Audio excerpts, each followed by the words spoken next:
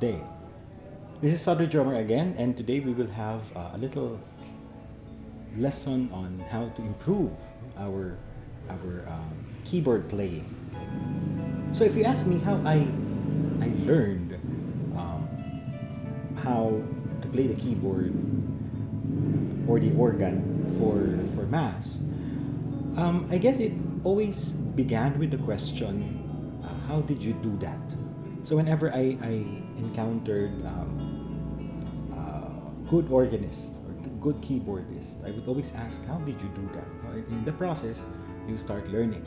And of course, later in my life as a church organist, I was also asked the same question, how do you do that? And it's good if you have formal piano lessons or formal organ lessons in music, because it really helps. But not everyone, and most of church organists really do not have a formal background in music.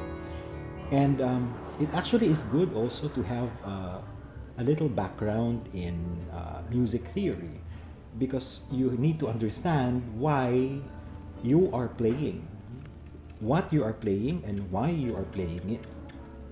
So today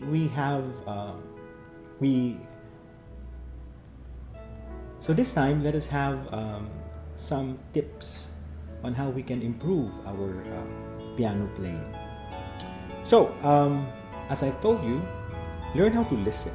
So what I just played a while back is Pagsibol by Father Arnel Aquino. And the manner I play it is very similar to the Lord's album, the way the composer played it as an instrumental in his Lord's album, the first Lord's album. And that is the first thing that you should do. You should learn how to listen.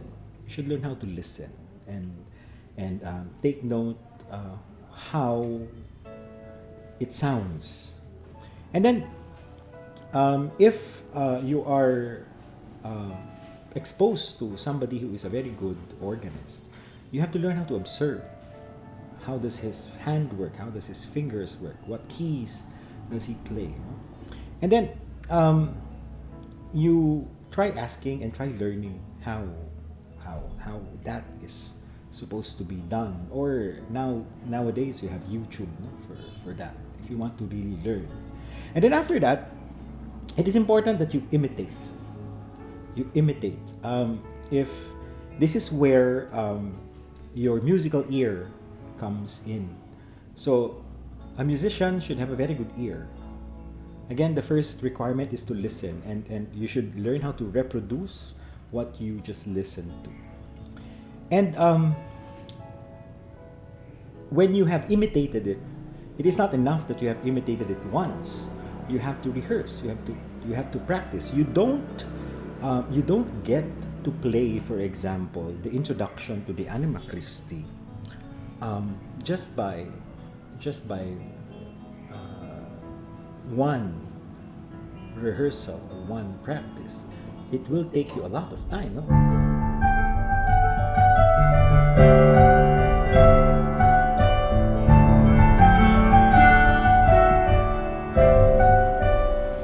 So that fingering takes some time to practice. And of course, once you have practiced it, use it in your ministry. Use it at Mass. Okay? So those are just some things that you have to do. I have a warning though for most organists, especially that I observe this, which is very, very common. There's this feature, especially for electronic organs, that is called an auto accompaniment. What does it do?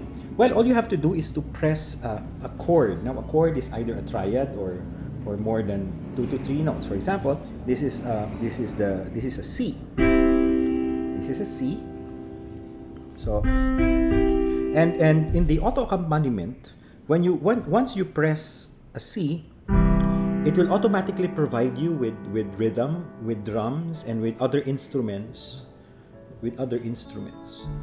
I'm sorry, my piano cannot do that. But it's auto because it automatically provides you with accompaniment together with drums.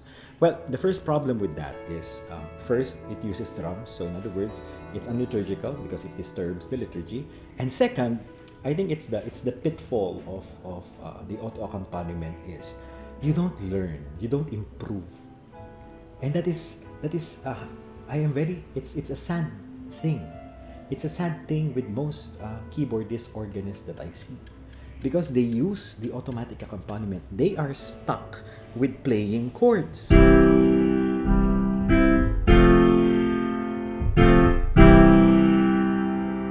So when they are playing Bahay Kubo, for example, they're stuck at playing chords.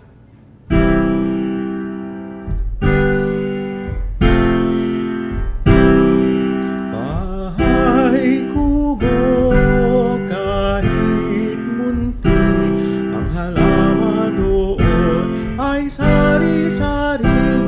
And they don't learn how to use to maximize their fingers, because there already is that automatic accompaniment thing that provides the necessary sound that you need. So please avoid the curse of the auto accompaniment. Rehearse.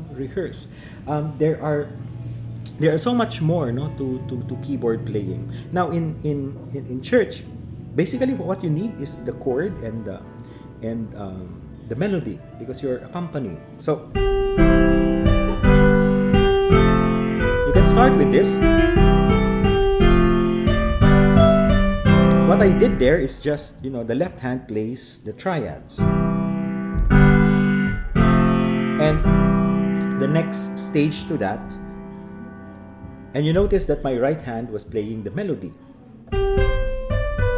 Now, when you get to a more advanced phase, you learn how to break down the chord. So you learn how to use the whole chord. So this is the whole C. And now you get rid of this, and it becomes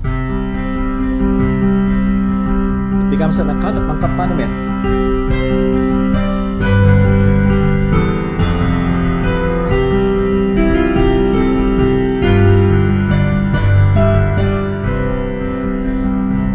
See, now your left hand is moving, and there's some substance.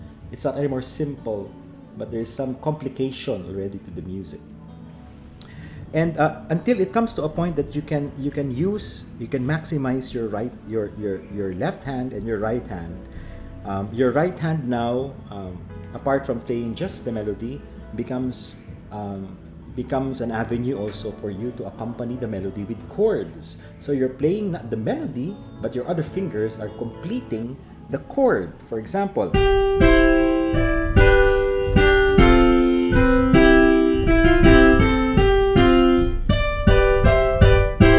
now if you add the left hand to that, it becomes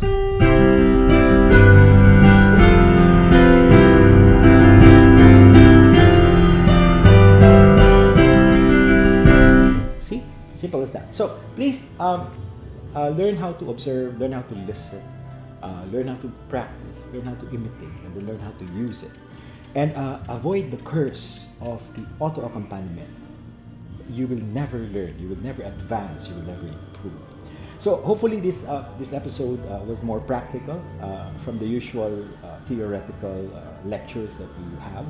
And we hope that we have more of this. So thank you again. If you have questions, use the comment section below for your questions. So I will see you, and thank you again, dear musicians, and God bless you on your ministry of music.